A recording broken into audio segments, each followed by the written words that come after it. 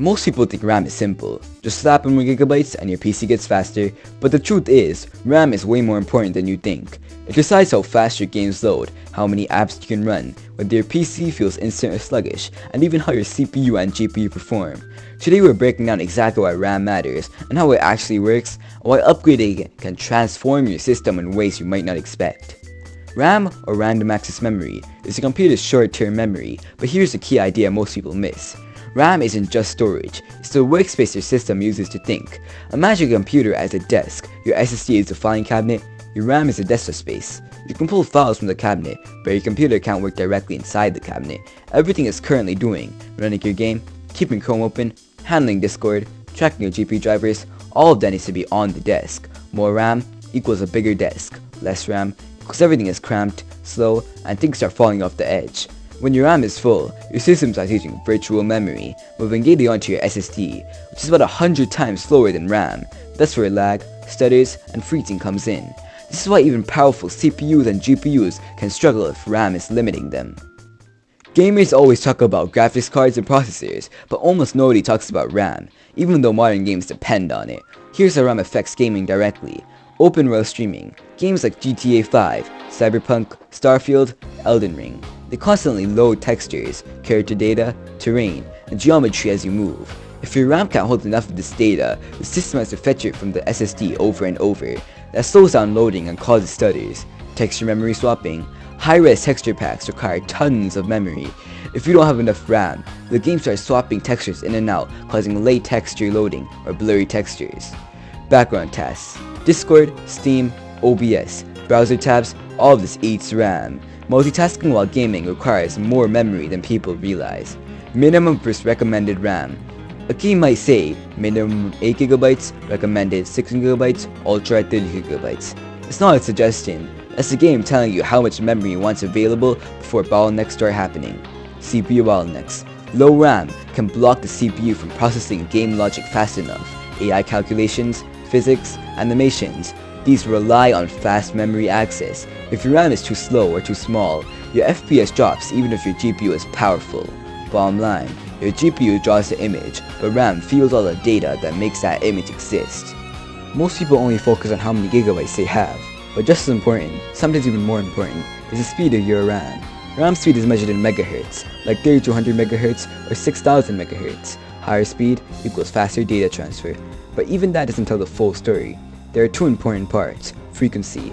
This is how many cycles per second RAM can perform. Latency. This is how long it takes RAM to respond to a request.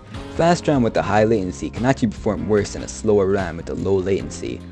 Modern CPUs, especially Ryzen, depend heavily on RAM speed because faster memory helps the CPU fetch data quicker. Why fast RAM matters for gaming. Faster loading of gaming assets, smoother combat in CPU-heavy games, better 1% and 0.1% lows, meaning less stutter, higher FPS in esports titles like CS2, Fortnite, or Valorant. In competitive gaming, RAM speed can make a 10 to 20% difference. A lot of people don't realize how big the difference is between single channel and dual channel RAM. If you use one stick of RAM, that's single channel. If you use two sticks, that's dual channel.